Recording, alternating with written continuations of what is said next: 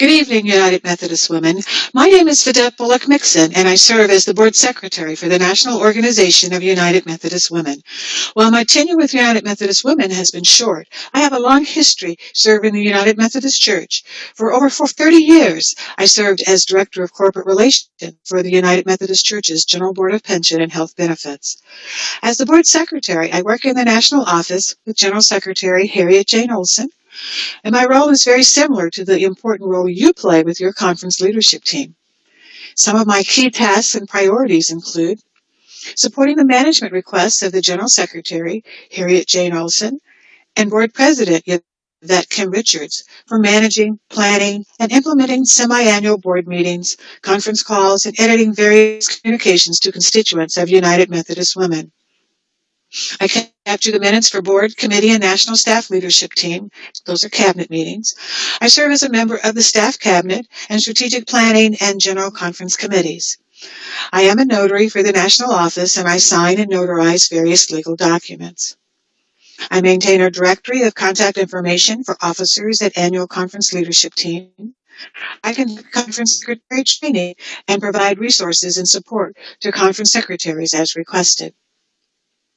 As a board secretary, I will be your primary contact at the national office, and with the exception of holidays and occasional travel to support our general secretary and board president, I am available to be contacted in the office Monday through Friday between 9 a.m. and 5 p.m. Eastern Standard Time.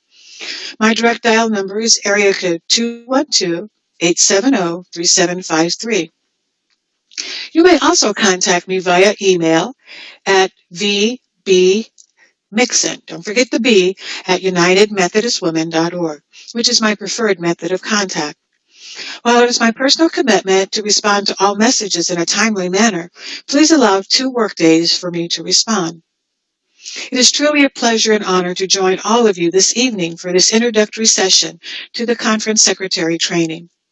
You are a diverse group of women, and I'm not just speaking in terms of age, race, and ethnicity. You are a dynamic group of women who have varying experience that make you uniquely qualified for this important role. Many of you have served as secretary with United Methodist Women previously at the local, district, or conference levels. Many of you have worked as a professional secretary or administrative assistant, or volunteered your time and skills in service to your church, other United Methodist agencies, or for other organizations. Yet others are new to this role, and your fresh perspective will help all of us grow. Regardless of your background, you are here living the goal of United Methodist Women, which is to put faith, hope, and love into action, which enables the mission of the United Methodist Church to be accomplished, which is to make disciples of Jesus Christ for the transformation of the world. I want to personally thank you in advance for your service in doing your part to transform the world. The United Methodist Women National Office is currently providing annual online conference secretary training and resources. Training this year will be slightly different than in the past. With the exception of this introductory session, all other training will be recorded in advance. These recorded trainings will be broken into small segments as opposed to one long training. Each segment will be accompanied by resources and the possibility to interact with other conference secretaries across the country.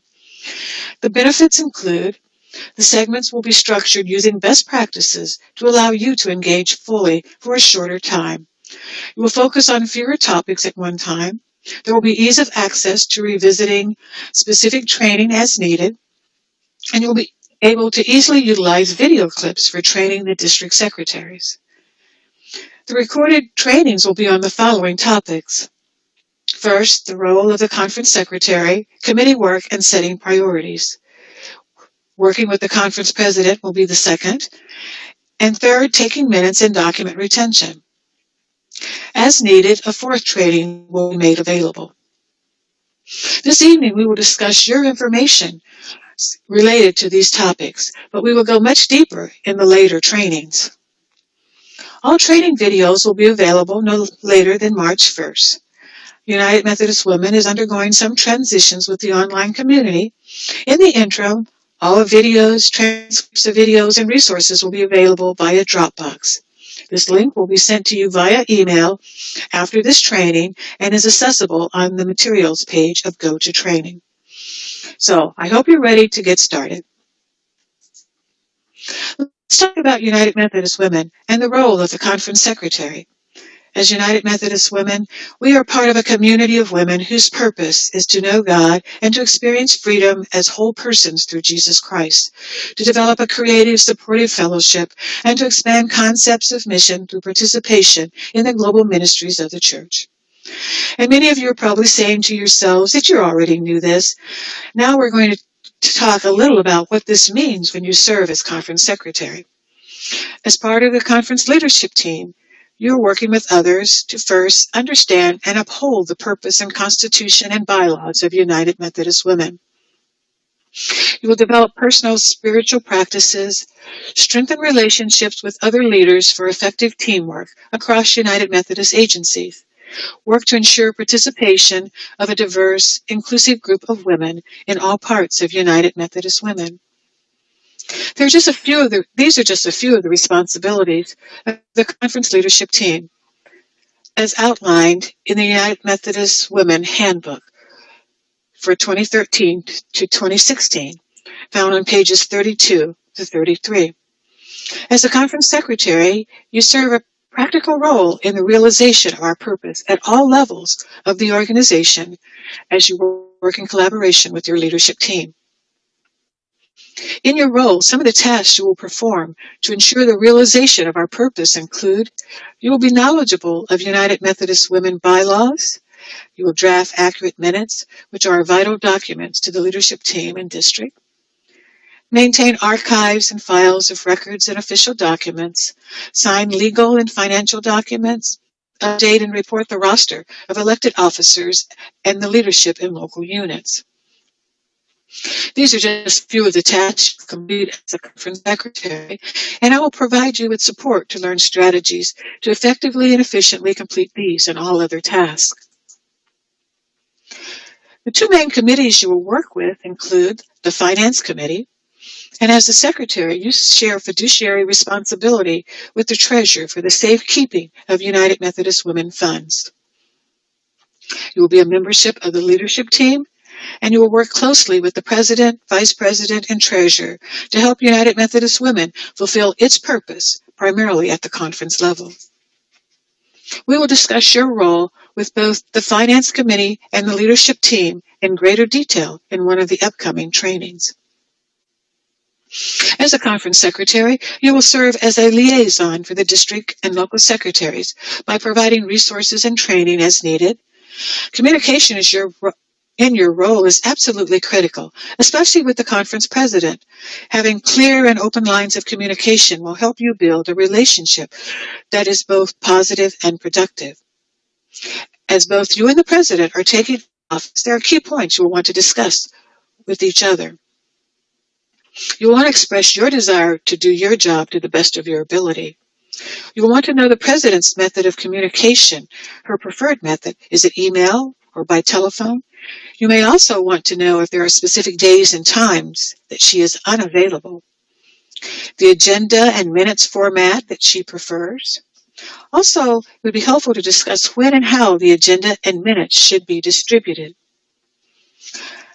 The name to use for sending and receiving conference communication is important.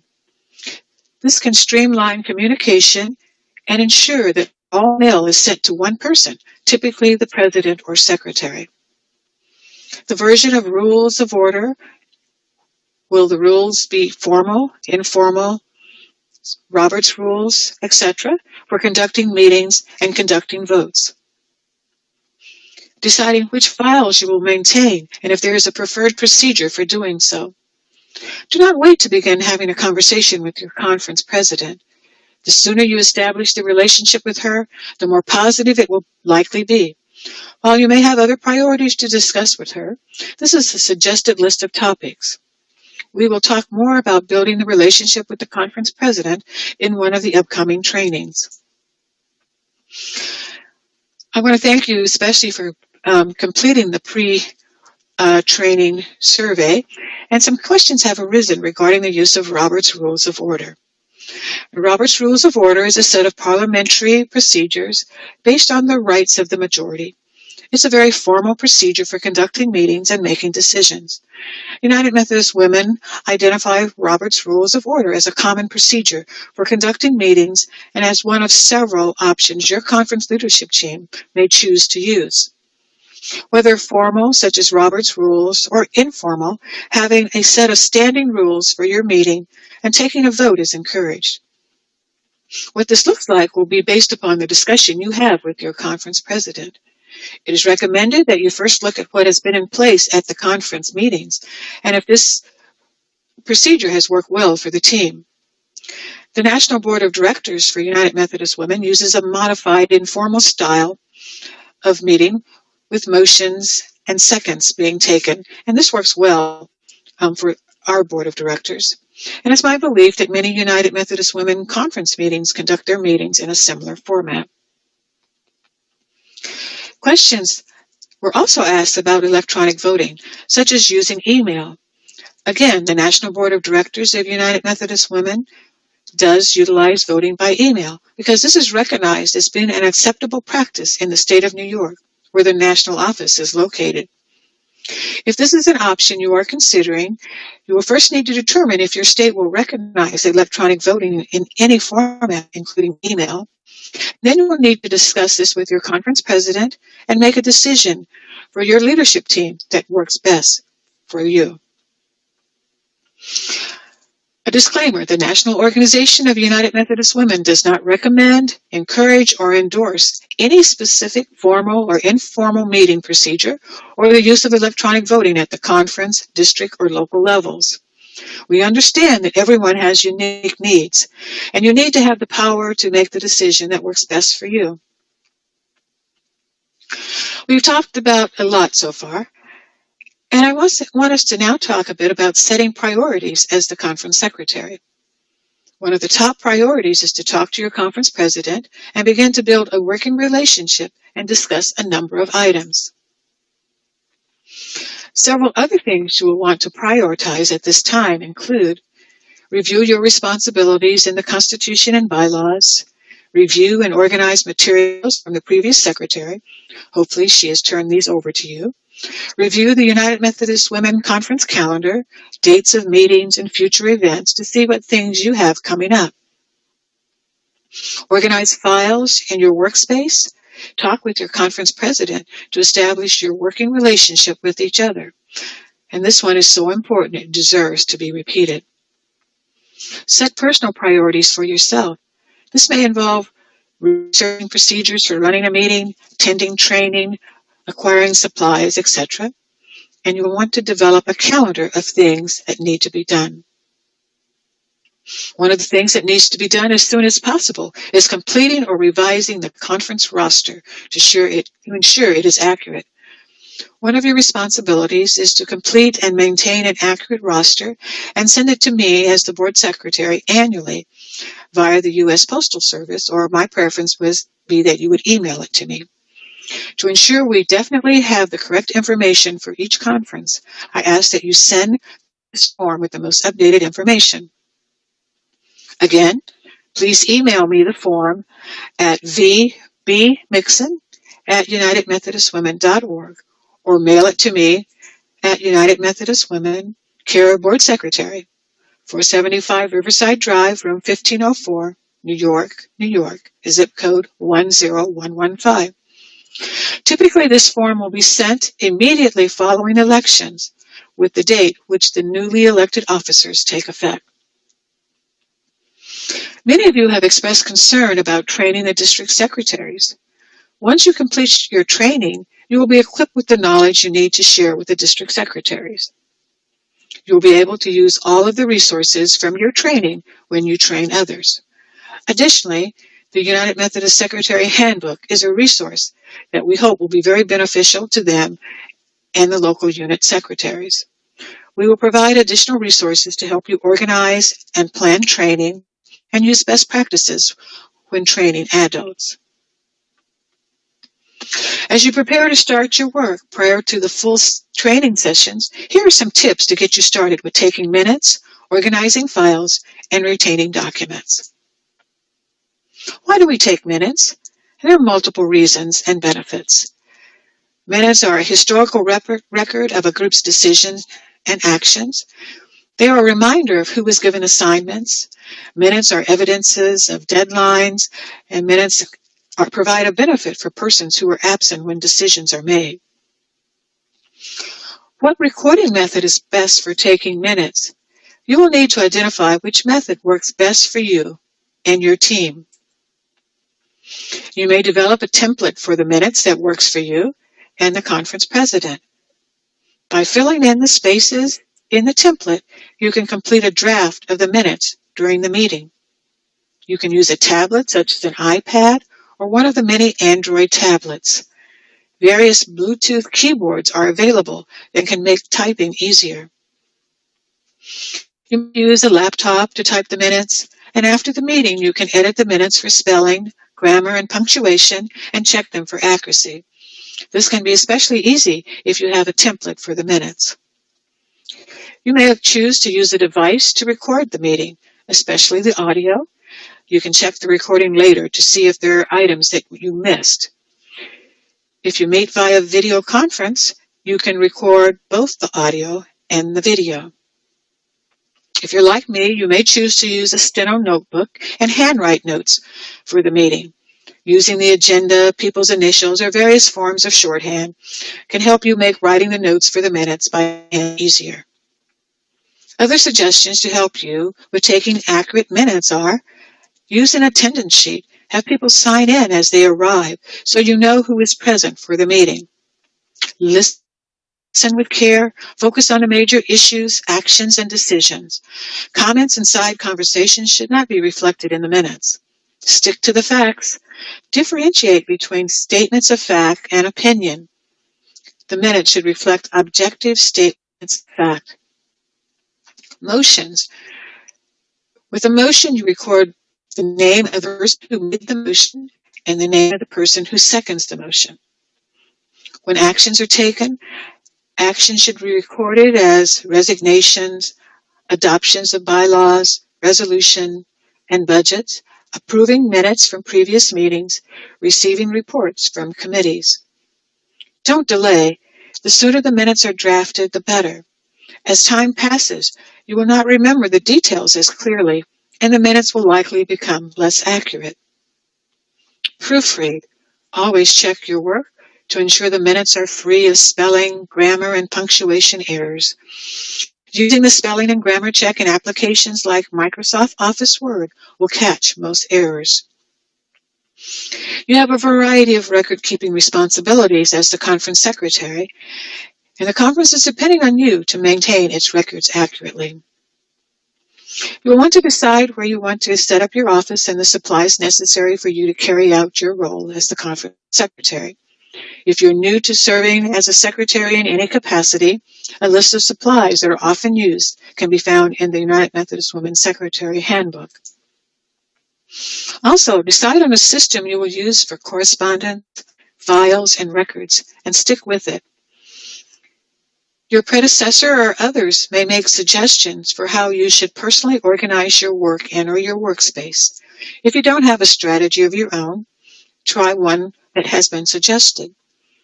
However, do not feel obligated to adopt someone else's system. You will find a system that works for you. When you do, stick with it, but if it is not working, it's okay to make a change. There are many records you will need to retain. While many keep files on their computer, a hard copy should always be maintained in the conference office. Files should not be kept at home. Some records you will be sure to retain include minutes. Minutes should be kept for easy access up to 4 years, or in accordance with your conference rules. Attach an annual year-end audited treasurer's report to the minutes each year. Retain copies of prior quadrennium plus the present quadrennium minutes, 8 years, and then send those files to Archives and History. Reports. Attach to minutes copies of the Executive Committee and the Administrative Committee reports. If there are other committees' reports being received by the leadership team, Through an official action, copies of those reports should also be attached and retained. In the case of nominations, attach a final copy on a slate of officers to the minutes. For programs, retain the programs of any event that is of historic interest to the Conference Organization of United Methodist Women or to the annual conference. Retain prior quadrennium of letters and memos, plus the present quadrennium, from any level of United Methodist Women.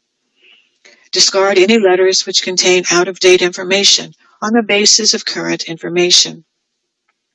Retain copies of all correspondence sent to district officers. Newspaper articles and other media you may elect to contain in a scrapbook. A more complete file of all of the above may be kept if it is desired and if space is available. You will find a list of suggested files that are useful to you as the conference secretary in the United Methodist Women's Secretary Handbook. It's important to note that outgoing secretaries owe it to their successors to go through their files and discard unnecessary items before turning over files. Creating a brief index and/or marked file folders can also help. Even though tonight was just an introduction, we still covered a lot of information. In the upcoming training sessions, we will go much deeper into these and other topics. Other training opportunities will present themselves with United Methodist Women at various levels of the organization. Participate in these trainings when you can and continue to increase your knowledge and skills, as this will make you more effective and efficient in your role as conference secretary. One of the main skill-building events the national organization provides annually is Leadership Development Days, abbreviated LDD. Earlier this month, we concluded the third LDD event for the fall-winter 2015-2016 season. While LDD has historically been focused on officer training, there are many other training options in which people can engage. Even though the conference secretary training is conducted online, there is still a lot of information you may find beneficial at this type of event. An opportunity for training that is available to you comes through our distance learning coordinator, Alana Walls. After her LDD sessions, she planned a series of follow-up training to support those who participated in her session to learn more about the online tools. Many of the tools may be beneficial to you as conference secretary.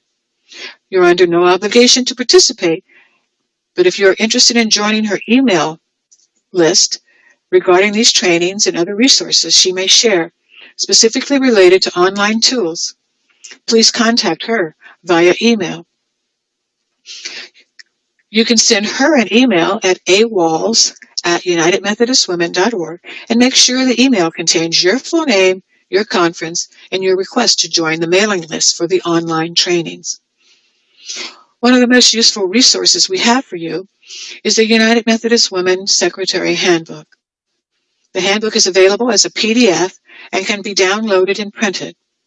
I might suggest by printing the handbook, punching 3 holes in the side, and putting the handbook in a binder for easy access.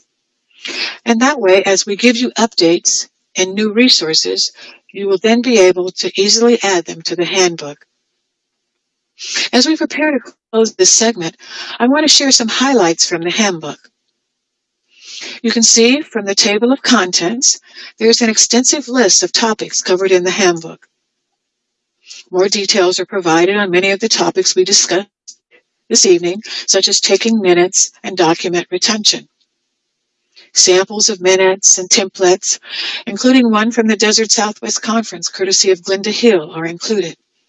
If you find your conference using a different format, please share it with us so we can share it with others, as it may help a secretary in the future. There are various one-pagers included, which are designed to help you access various online tools and support you in training the district secretaries. There's a list of books and websites that may also be beneficial in your role. Please take time to review the handbook and familiarize yourself with the content contained within.